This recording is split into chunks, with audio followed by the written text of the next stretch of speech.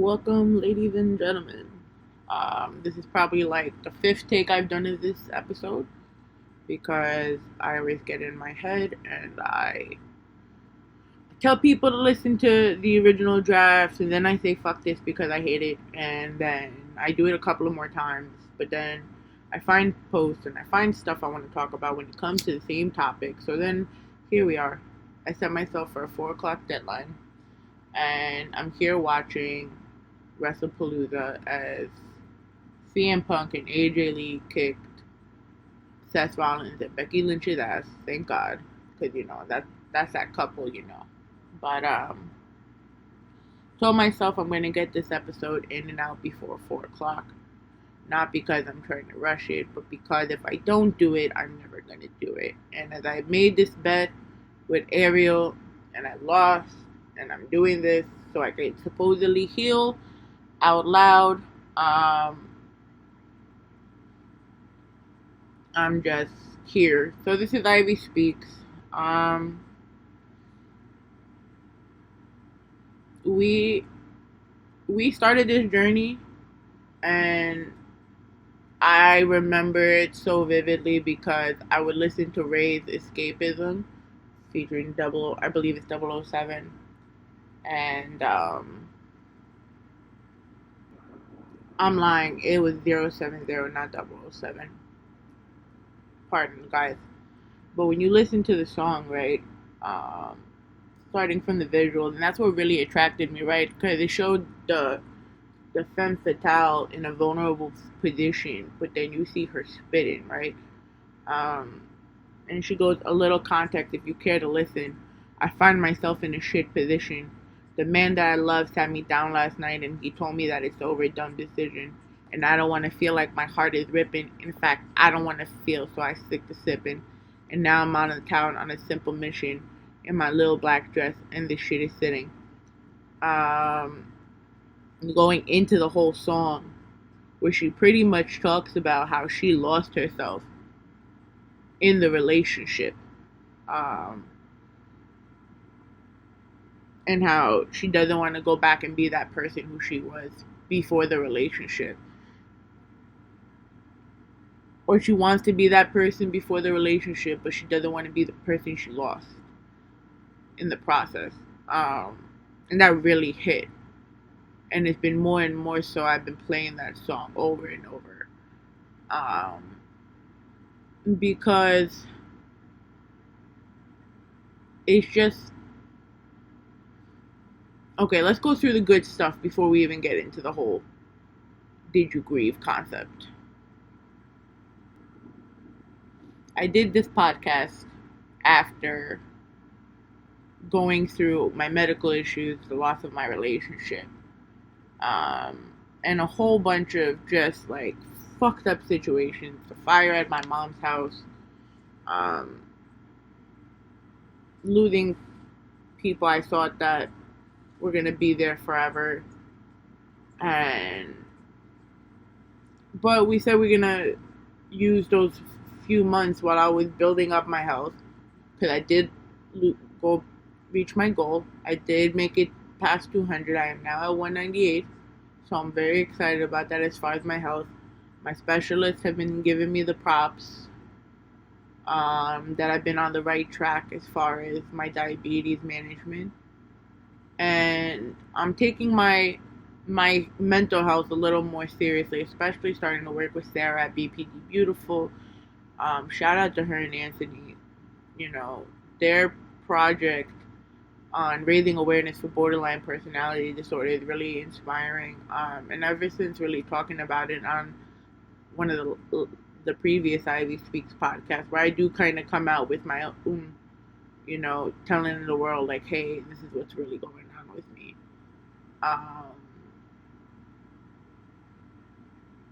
So we kind of just grew like that as a person, which is always progress, right?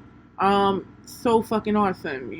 I started to live more, and I didn't realize how many things I actually missed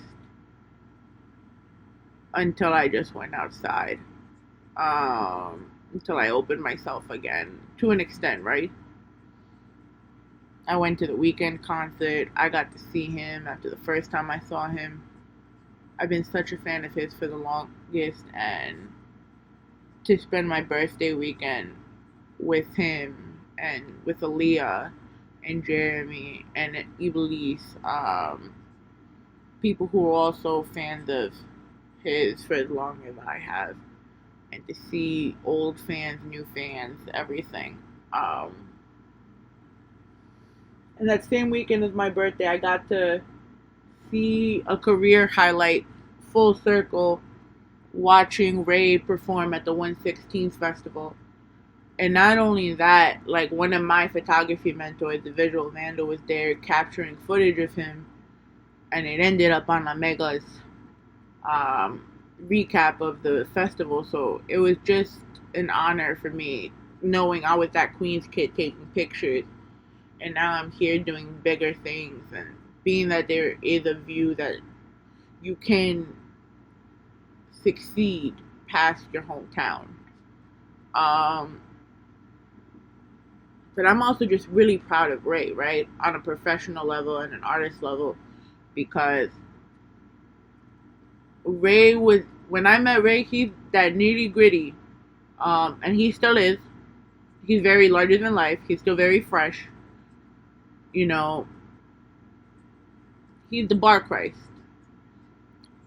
That's the one thing I never got to worry about. There would be bars for days, but there was more bars, but not enough of that professional image around him, which was crazy because he is the package deal. So to see him improve as far as his mindset towards the music industry, to see him take a more leadership role on his own affairs. He had opened his own LLC. He's been just doing the goddamn thing.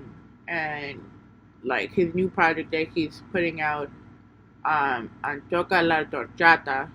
I hope I got it right. If not, sorry, right? It's coming out soon. But he's here just like even taking control of what he wants with his music, setting himself outside of being a hip hop artist. He wants to be a crossover artist, and he's really making that fucking happen. And he's also doing that while dealing with personal shit. Like, life always hits us, right? But I've never seen anyone like RAYE to kind of just take it stride the way he does. So to see how he's been doing, and for him to end up over there on those type of stages, you know, it makes the fat white girl a little happy. And then of course we had the successes of the Get Rawrr birthday bash, the Get Rawrr benefit concert. And by the way, thank you to everyone that donated, that was there for me and my mom when the fire happened. You know, it's still very hard, you know, especially when Facebook comes up with the memories in the old house and in the old studio. And I think about the people I shot with who are now like big names. And I'm just like, damn, we really just started all this shit in my mom's living room, and like they're building the apartment back, which is great. It doesn't feel the same, and I know everyone's gonna say, well,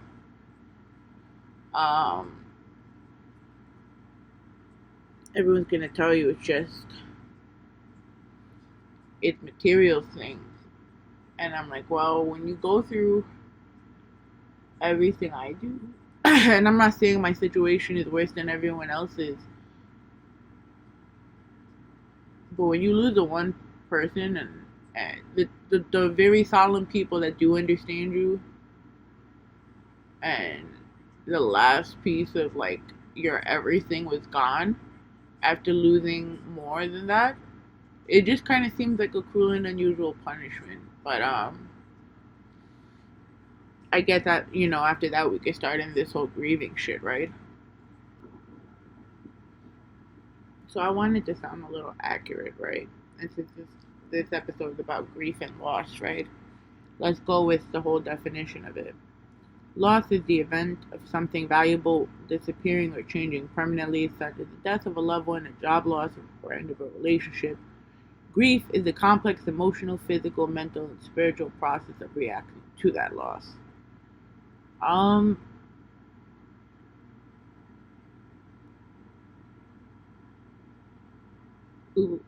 I've grown up around loss. Um, from my dad when I was 7, and kind of losing myself or losing what I could have been slowly because I spent so much time trying to understand why certain things happened, why I felt like I wasn't good enough, and the only person that knew those same feelings was now no longer around, because of all of those issues, and we spent all that time being mad over the past, and I feel like that took a whole hit as to where the BPD actually started to. But I never wanted to admit it, and I let it go. So, um, but I'm realizing it more and more now, especially after my birthday, right? So, imagine me, 12:30 in the morning. I had the wildest birthday party ever. Shout out to CJ, by the way. You made that the best birthday ever. I'm not even gonna hold you. Um, for the first time in years, I actually enjoyed a birthday, and I went out and I saw friends from so many walks of life. And then like even just the after party and the bottle, and just being around people that really cared. And so thank you if you ever listen to this. Doubt you will, but if you do, thank you. Um, so I wake up hungover to a message from my boy Six. Now, if you know me, Six is my twin wrestling partner. We were in a tag team trio with TJ the Great One in Ramblemania. We were the banter trio. But that was my guy. If it wasn't for him, I wouldn't be doing wrestling podcasting the way I do now. Six was I think he was everyone's champion, right? Because you can be so fucked up in the head over anything, and he'll find a way to make you laugh and make you still feel special and who you are.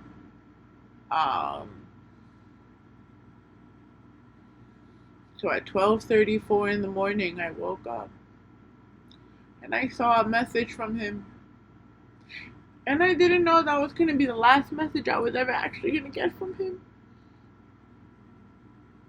But he told me happy birthday.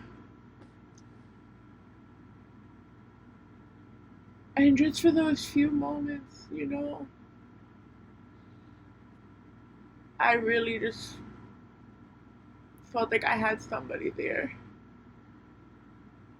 Because life wasn't easy after that. Before that, it was the fire, it was everything. And people like me, we gotta conform and be the good soldier.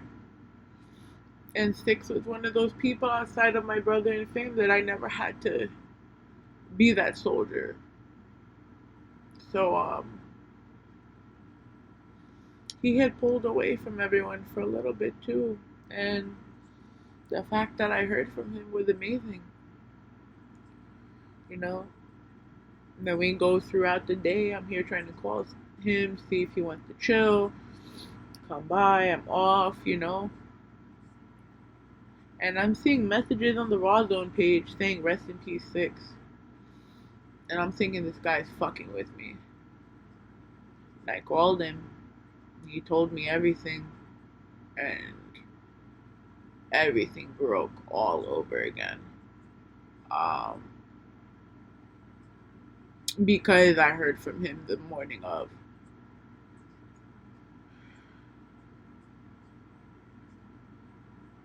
Like, it just made me real, like, it was like losing,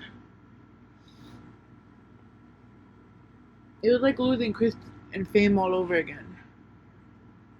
It was like I lost another person that really understood who I was, um, and certain things, you know, because it's not easy, especially with me trying to navigate everything.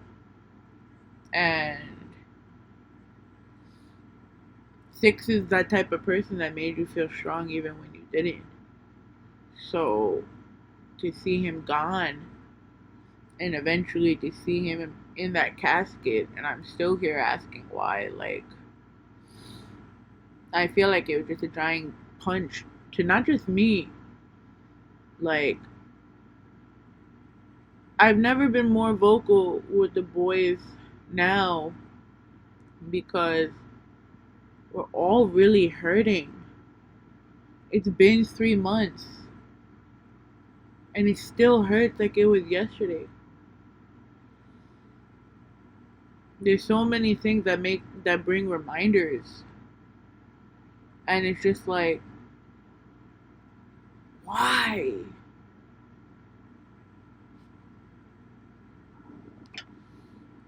So since then, the doctor, they're asking me, did I grieve? Am I allowing myself to grieve? And I wonder, what the fuck does it really mean to grieve? What is grieving to people? Like, what if I do want to throw myself into work? Now, granted, that's not necessarily healthy. But isn't it when we're grieving, we're feeling like we're losing control of the things we really can change? And when we're grieving, we're all just trying to grab onto something to give you a little life when there's so much darkness, you know.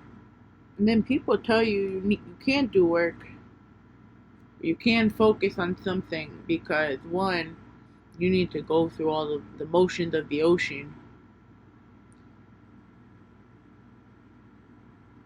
But then if you don't, then you're gonna fester it and it's gonna spill out at the wrong place in the wrong time. But I really disagree with this. I really do. I'm in such a shit position as a person right now that I feel like if I take any more time off after almost dying, a fire, taking my family home, you know, all the loss, I feel like I'm just gonna sit down one day and just not work at all and not be able to work. And I don't want to fall into a day where I'm gonna succumb to all of the negative feelings, even though I'm working on myself. You know, why do I have to stop moving? Because the world's gonna keep moving whether I like it or not. That person is still gonna be dead tomorrow. I'm still gonna wake up with an empty pillow next to me. You know,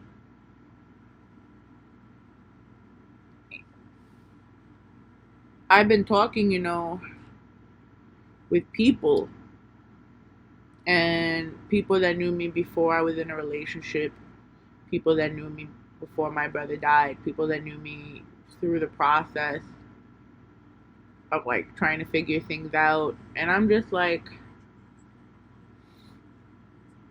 a lot of people used to say before my relationship I was a very happy person and I was full of life. And part of me is just like, but I did a lot of things, and part of me always wondered who I was. So now I get this BPD diagnosis, and it makes me question a lot. So that leads me to working with Anthony and Sarah at BPD Beautiful, because not only am I helping them and doing what I love and working on outreach on a bigger scale than I would either on the give back or working at FIPS or something, right? But I'm also learning about what this is and why my brain is hardwired that way. You know,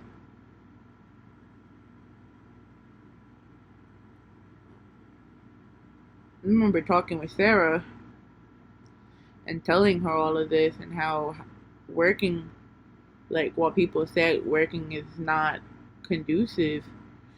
Working for BPD Beautiful has given me a sense of a purpose that I didn't have in a long time.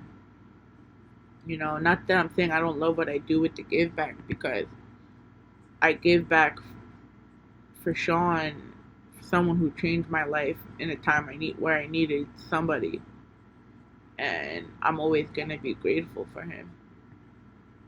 So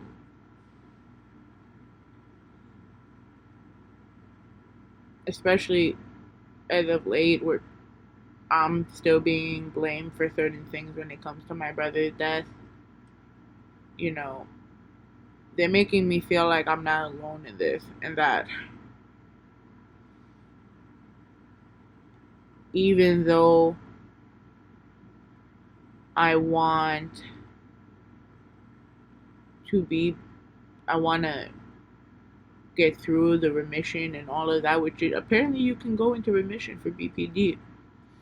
I'm still learning all of that, but a lot of the things are not my fault. You know,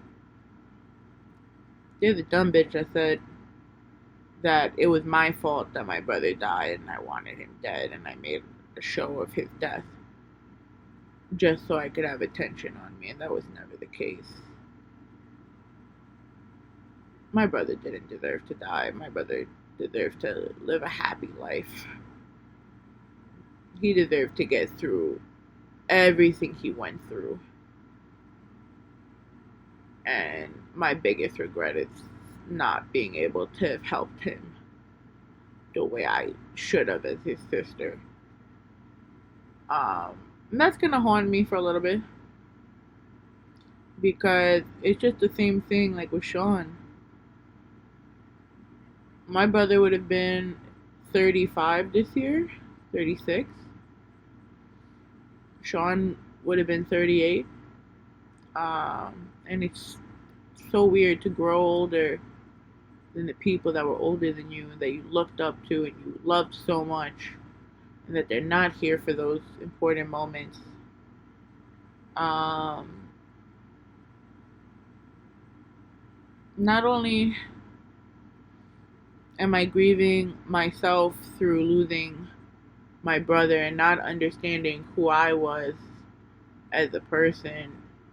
I'm not saying I understand myself now, but I'm definitely doing better, especially for my nephew's sake, for mom's sake.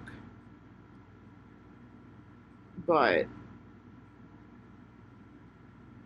I was also told I was emotionally manipulated over the last few years, and that I shouldn't look at it as weakness, but I should think of it as strength, because I did eventually find out, and using it to be more cautious, more protective over myself and those around me, because I made enough mistakes that have costed me so much. And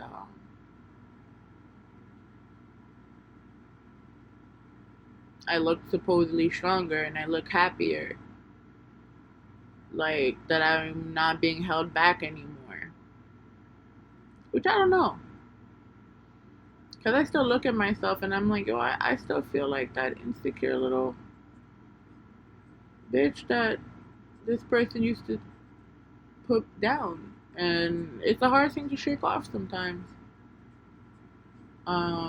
Especially now, like when it comes to dating again too, like hypothetically, if there was someone um because I'm so guarded and I work in such an industry where you gotta stay like with a tough skin. I just don't see myself now getting in a relationship and opening up in a way that is going to be detrimental to me. Like, I can't, no matter how much of the good I see in some people, people's actions speak louder than people's words. So, in the end of the day, I always got to do better for myself, because I'm going to be damned if I end up back in a hospital bed again. You know, so when people ask me, am I grieving? I kind of just want to say no, because the act of grieving keeps making me think of the loss, and the loss is what makes me upset, and it fucks with my peace of mind.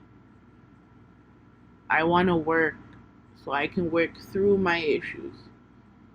I want to work because it gives me a sense of purpose. The projects I'm doing with BPD Beautiful, with RAYE, with Josh, with T-Roy, the give back, it gives me a sense of purpose. Even everything I do with CJ, I would just be damned if I could go back to that spot all over again just because people want me to reevaluate all these feelings. So I'm just working it out through a podcast, and I wonder if any of you guys feel the same way about this type of issue. You know, do people tell you how to grieve? Do people tell you how to act and sort of just like fall in line when shit happens? I really want to know. So, I'm going to stop rambling now. I do want to say I love you, Six. I miss you so much. And I hope everything that me and the boys do now, it just further cements your legacy. And legacy doesn't have to be put on what you've done as a podcaster or whatever the bullshit is. It has more to do with who you are and the life you touched. Because I haven't seen a funeral that packed since I've been to Jinx Paul's. I also never saw Mike Santana at somebody's funeral either. So, you know you made a difference in life when you can touch people on that grand scale.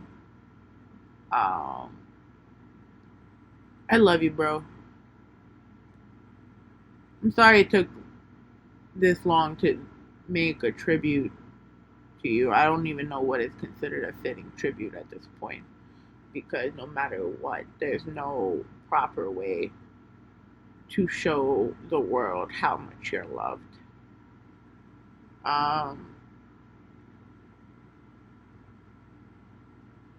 So I don't want to grieve you no more. I want to celebrate you. I want to do better as a person for you. I want to do better as a person for my family. I don't want to